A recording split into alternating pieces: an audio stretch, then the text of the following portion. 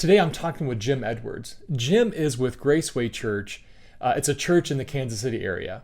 Now, Jim is the communications director, although he wears a lot of hats working at the church.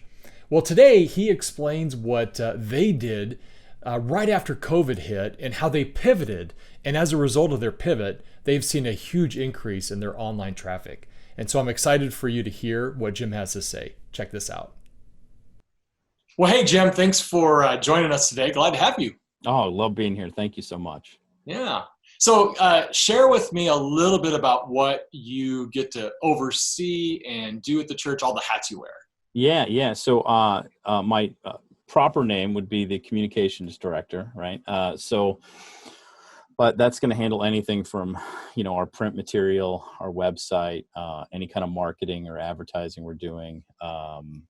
For most of the time, up until very recently, it was all of our video editing. So anything that fell in that realm, social media would also be us. So yeah, it's a few different hats. All right. So how's COVID affected your job?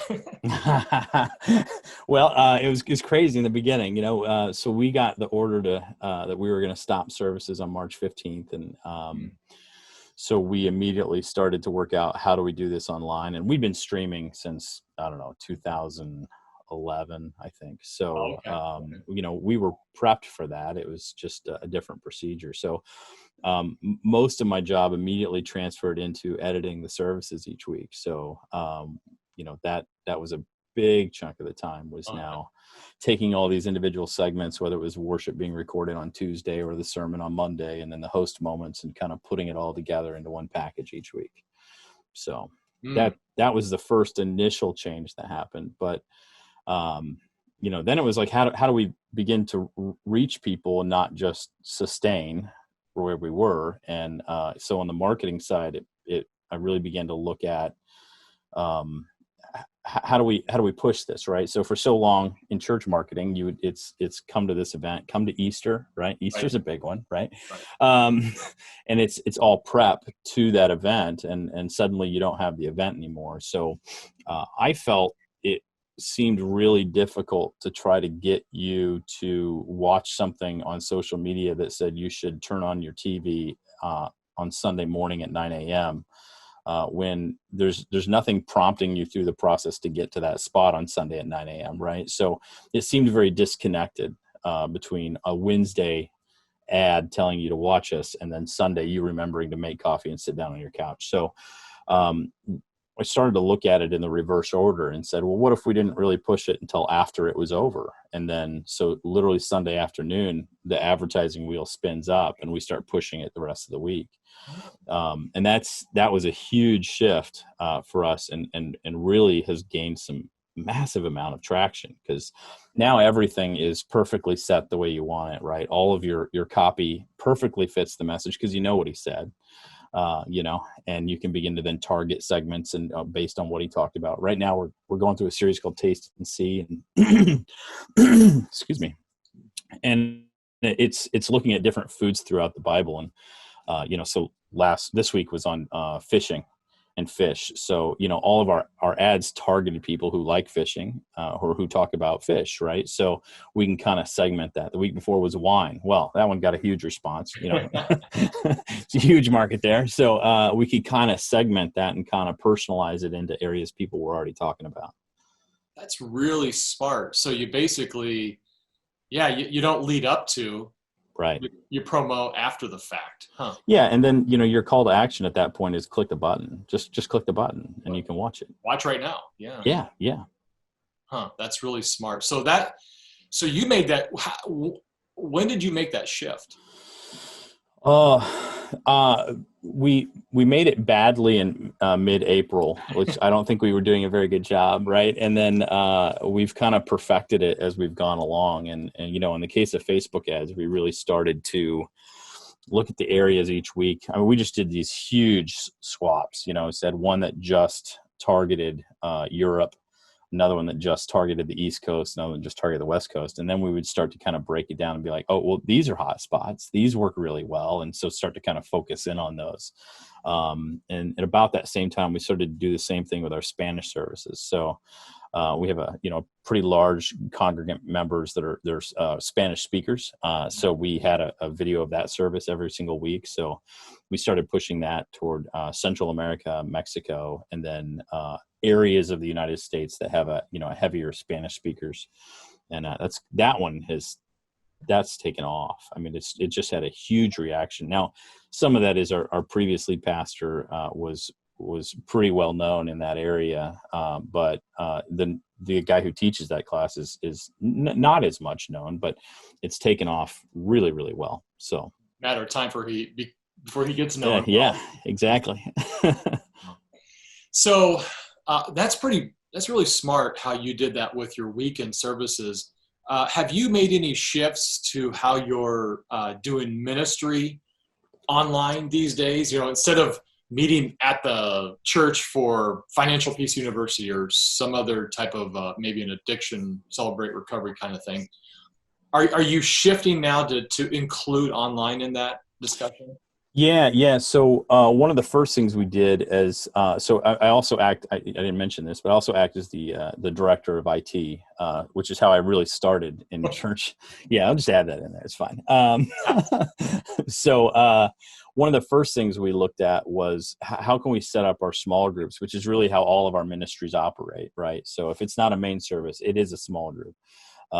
So then how do we tool them up for this? So one of the first things we did is because we use Google's email system. So the name of it just escaped me, but we had the ability to integrate Meet into that. So we set up accounts for all of our small group leaders, so then they could instantly do that. We do use a little bit of Zoom for some of the other groups, young adults, that kind of thing, high school, and kind of tooled them all up to be able to do that. And that's gone really well. I actually have a small group of just dads in our area, and we get together every Monday night and just hang out for a while. And it's proven to be this spot where you can a lot of us are isolated, right? So I work from home. I'm here with my wife and kids all day, and just to get that hour and a half of time has been hugely beneficial. So that's one of the first things we did. We then looked at social media and started asking all of our pastors to send us daily devotionals or weekly things, so we could kind of start to punch those out, just to keep that connection going and that interaction. And about, it was probably the beginning of April, we about 2 times a year we'll do a 21 days of prayer. We decided to do one early in April because we needed it.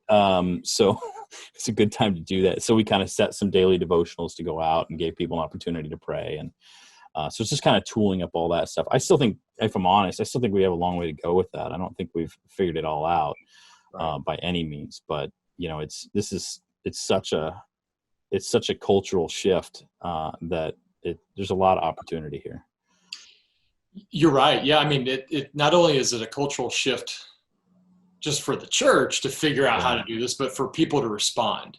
Absolutely. Really create two-way communication instead of just pushing. So yeah. So do you guys have plans? Here we are, we're like mid-August. Do you have plans to get back in person? We have just set up 3 dates that we're going to do an outdoor service. So September 13th will be our first one. Then we'll do another one, pretty much every month. But as far as regular Sunday services, nothing planned at this time. Oh, okay. Yeah. So has your leadership really talked about, when you do get back in person, and who knows when that's going to be? Yeah. What will happen with what you've created with this online experience? What's going to happen then? We started day one. Every time we talked about bringing something on is can you continue to do this when we reopen? And if the answer was no, then it was like, well, then I don't know if we're interested. It's everything we're doing now, we want to continue doing.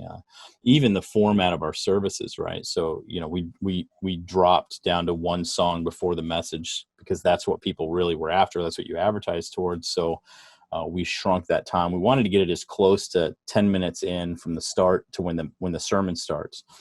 So we've had discussions about making sure that we can keep doing that. The last 2 series we've done on location shots. So if the topic is wine, we did that one at a winery. So how can we continue to do that even if we're in a live environment, right? Where maybe one segment of that is done remotely pre-recorded in a specific location, because it added a lot of value and a lot of interest, in the wine episode of Taste and See. We actually interviewed the people that work in the winery, and they talked about how wine is made, which then let us lead right in with the whole idea of the wine press, and that it's the difficulties in life that press you down that actually leads to God making something more beautiful out of your life, right? So being able to keep that stuff in there even when we go back live is going to be crucial. Yeah, it's still being creative. And absolutely, yeah. So have you experienced any fatigue with your congregation? Right, I love the way you're outreaching, to get people to watch right now, kind of on demand. Right. But have you seen any kind of fatigue with your congregation because you haven't been able to be in person? Yeah, definitely. And and I think we've made the conscious decision that it's just not the right time, and it's not safe yet for our congregation. We're a multicultural, multi-generational church that it just isn't going to go well. And our building was never set up for social distancing, right? As most aren't. So to try to navigate that seemed like we had to make a decision on, well, I'm sorry, if you have kids, you can't come, or I'm sorry if you're elderly, you can't come. And that's just not who we want to be. And so, as we've stuck with that decision, a lot of churches in our area have reopened. So there's that tension there. And I can't make it to a pool party and not be asked about 50 times about when we're going to open. And and I get it. But yeah, it's definitely there. And I think some of, these outside services that will start once a month, I think are a bit of an answer to that. Yeah. And to be honest, I've seen some of our people have posted online that they went to a different church this weekend, and we're good with that. If that's what you need right now, I get it. And everybody's in a different situation. Everybody has different needs. I don't know if you do get into the Enneagram. I'm an Enneagram 5. So this is the best time in the world for me. I'm isolated. I'm left alone. I can just work and no one asks me how I feel. It's so wonderful. Right. Yeah, this is it for me. But I get it. Not everybody is like that. And some people, this is a really difficult time, and they need that social interaction. So just kind of feel out what you need, Yeah. Well, so in that spirit, are there some big initiatives that, sounds like a big initiative was the switch that you did in terms of outreach. Love that. Are there some kind of big initiatives you have planned throughout the year, or what does that look like in terms of what leadership's wanting to do? Yeah, one of the things we launched into right away was we set up a Unite in Crisis, which was our church partnering with a few other churches and a few other organizations on supplying groceries for families that were in need during this. So we received donations of groceries from different grocery stores and businesses, and then every Sunday afternoon people can come by and pick up free groceries, and that's gone really, really well. We're right now in the midst of 21 days of prayer, which we've kind of amped up to a little bit more of a designed to be online, right? So we shot daily devotionals with all of our pastors, and then set up a website at it's 21days.visitgraceway.org that lets you watch those devotionals. We have a prayer wall built into it, so you can post prayer requests, a Spotify playlist to listen to music while you're praying. And so just trying to keep a lot of those normal rhythms and habits that we always have, and finding ways to integrate those online. Yeah. Well, I love the outreach component. I mean, it's, if any time in the last several decades, the church needed to step up, it's now. With so much going on, obviously the pandemic, all the racial issues. I really think there's obviously a big shift in, people walking away or not attending church, and typically that's a younger generation. Not always, but typically. Yeah. Are there things that you guys are doing to try and grow younger? Yeah, I think we definitely have gone through that slump for a while, and so we this is what's great is in the midst of this pandemic, our giving has remained solid, which I'm incredibly thankful for, and it's allowed us to hire a young adult pastor about a month ago, and we hired a new high school student pastor actually this week. So it's a great time to be able to bring somebody on in the midst of this. But so I think we're at the very beginning stages of that. But it's trying to tool that up, and I think it's these guys are great. Our new student pastor came out of Florida. His name is Brandon Smith, and he's already shot some crazy videos that I think our students are really going to enjoy. And it's just trying to build that relationship at this point. Yeah, I think you just said it. The key, I think, they're looking for community, they're looking for a relationship. Yeah. And if a church is going to go there, they've got to have platforms. They've got to have ministries built around that. And of course, then I believe there's online content to help reach people that are looking for that. It seems like you guys are. Yeah, that's the thing. I've thought about this for a while. It's like, my kids are 11, 9, and 6, and they live on YouTube. I mean, they will spend hours watching other people play video games, right? Which I don't get, but that's okay. Right. There's huge potential there, and most of these shows that I see on there, even the ones that are geared for a little bit older, like even Mr. Beast is a great example of a channel that just does some crazy stuff, but could be perfectly suited for a student ministry to take on. And it's, the guy literally just, gathers people up and does a weird contest where they have to fit all this furniture in a taped out square. And if they get it all in there and it doesn't touch, they get to take it home. This is a great opportunity for a church to do something like that. Just help a family that's in need and turn it into a fun game where, look, nobody loses these games, right? It's not about that, but let's make it fun. Let's make it interactive, and let's have fun doing it. I think it's a huge opportunity for student ministries. Yeah. Yeah. I agree. So when you zoom out and look at the big C church, right? Yeah. In your opinion, as a communication director, IT director, wearing multiple hats, right. What do you think some of the big issues that the church is going to face over the next several years? Yeah. I think there's a piece of me that feels, obviously God will use a large situation like this for a multitude of ways at the same time. And I think he is. And I think some of this, I feel like, is a wake up call to the church of, okay, you've relied on your Sunday services for too long, and you've forgotten that this is about community. This is about connection. This is about relationship. And I think he's forcing our hand a little bit to address that and change how the church operates. And I think I would have said even 2 years ago that, well, that doesn't happen online. That's really going to happen in person. Right. But, what if you can't? What if that's not an option, right? How do we adjust without changing the message, but how do we adjust to help people into healthy relationships that build them up? And I really think that's what God's trying to do. And I think the church is we're going to have to embrace technology on levels we've never have before. We're going to have to learn how to turn on a dime a lot quicker. We got to give up the idea that, well, this is the way we always did it, because, well, the way we always did it can't be done right now. So we've got to alter the way we're working, the way that we're thinking about things, the way they're interacting with people. And I struggle with this too. It's like, I would rather just build a website, build a video, get it done. But it's intentionally saying, I got to stop and make some phone calls. I got to talk to some people, because our people need to hear from us. And I don't think we do an exceptional job at that right now.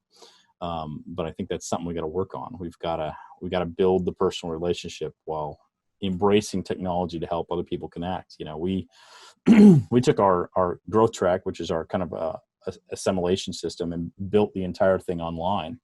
And one of the things that came out of it that's been really interesting is, we have people going through it, but we had a gentleman in Germany go through it. He was born and raised in Kansas City, was serving with the Marines in Germany, started watching our services, and attended all of Growth Track online in Germany, and then got shipped back to the United States and is now getting involved. And there's huge opportunities here, for us to just use technology in a way we never thought of before, didn't consider, or thought it didn't help our overall end goal, right? Before this, we would have said that Growth Track, well, we need you there. We need to see you and talk to you and build a relationship. And, well, yeah, ideally that's fantastic, but we've got to embrace some new ways to do it. Well said. Yeah, I mean, I spent a decade as a communication director. You've been almost 20 years now, Yeah, which yeah. is awesome. But you and I would both agree that it seems like it takes the church forever to catch up to where technology is already gone. Yes, yes. And for the church to continue to thrive, it's gotta be quick. It's got to turn on the dime. And when COVID did break, that happened. It was forced, mind you. You Yeah, were forced into that. I do think that's some silver lining. I think maybe God had something to do with that. I do And too. he caused his church just to think differently. We can't forget that, in my opinion. And we have got Right. to learn how to quickly adapt to the way you reach people, connect with people, the way they want to be connected with, right? And Right. and go there, and not just have this assumption that, well, if we build a building, they'll come. Yeah, maybe a little. Definitely, that was the way it was done in the past. But these Right. days, a little bit. But you still have to. You have to go out and bridge that gap of non communication. Right. That's critical to Absolutely. the church. Yeah, it's absolutely critical. And even, what we've seen is as we've advertised our services, I mean, we're hitting people who had no intention of going to a service, right? And we're smacking them with an opportunity to watch a service. And yes, I get some crazy, insane comments on our social media posts, and that's okay. I welcome that. That's a good sign. So I didn't hit you, but I might have hit 5 people who really needed to hear it, and it's all good. Yeah, you guys are doing some cool things in Kansas City. Well, it's been fun because our team has been able to work with you guys, and I know we're helping with some local SEO, Yes, helping yeah. with the Google Grant management. What's that been like? That has been fantastic. I think local SEO is in a weird spot right now, right? So no one's searching for us, but that's okay. But the Google Grant, we went from using, maybe 20% of it every month to more like 90% of it every month, which is hugely beneficial. And between the work that missional marketing has done for us, and then us revamping how we advertise services, I mean, our traffic on our website is just skyrocketing. It's out of control, which is fantastic. And I really enjoy those monthly conference calls because inevitably every single time I walk out of that and Bart has given me 3 or 4 ideas that I'd never considered, and was like, well, wait a minute, we could do that, and I think one of the first things he had suggested was the idea of getting a transcript of our services and then putting that in the page, which obviously is going to help with, search engine optimization. Right. And we had already done everything to do that. We had just never considered that last step. Right. We take all of our messages, we run them through rev.com to get a Spanish translation so we can have, the closed captions on there. But I have the English one. I just haven't done anything with it. And so now we embed that into the page, and it's helped tremendously. Hmm. Good. I love doing those calls as well.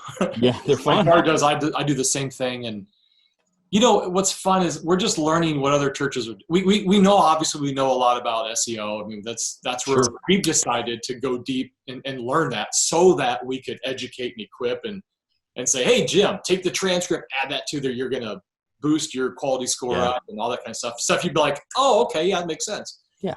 But I love also learning what other churches are doing and then sharing that. Absolutely. So when we have those monthly or bi-monthly calls with churches, we're just talking and sharing. And that is so much.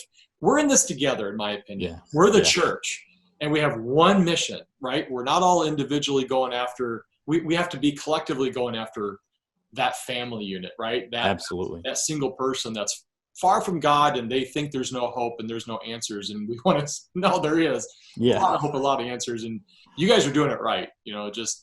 I appreciate it. It's it is trial and error. And I think that's what's fun about this is, we do this every week. So, you screwed up this week. Okay, well, let's learn from it. Let's try again, and see what we can do. And it made me think of the other thing that Bart gave us advice on early on, which was hugely helpful, was as COVID-19 hit, he said, hey, we're seeing a lot of people are searching for end times. Is this the end times? What's going on? And so we actually paused after my meeting with him. I went back to our lead pastor and I was like, I think we need to take a 1-week break and let's just talk about this. because people are asking, right? So we paused, did a 1-week message on, is this the end times? And that thing took off like a rocket, because it gave us the opportunity to have the conversation of what are people dealing with, and then being able to hit that directly. And we've had discussions about, could we do that, once a quarter or once a month, and just stop and go, what's the issue? Let's talk about it, and just getting it out there. Now that is using data to help drive decisions right Absolutely. there. Absolutely. That's cool. Well, Jim, thanks so much for joining us today. You've given us some things to chew on for sure, and love what you guys are doing, and keep at it. Absolutely. Thank you so much for having us on there, man. I really appreciate it. Take care. All right, buddy. Well, thanks again, Jim. That was really insightful and encouraging.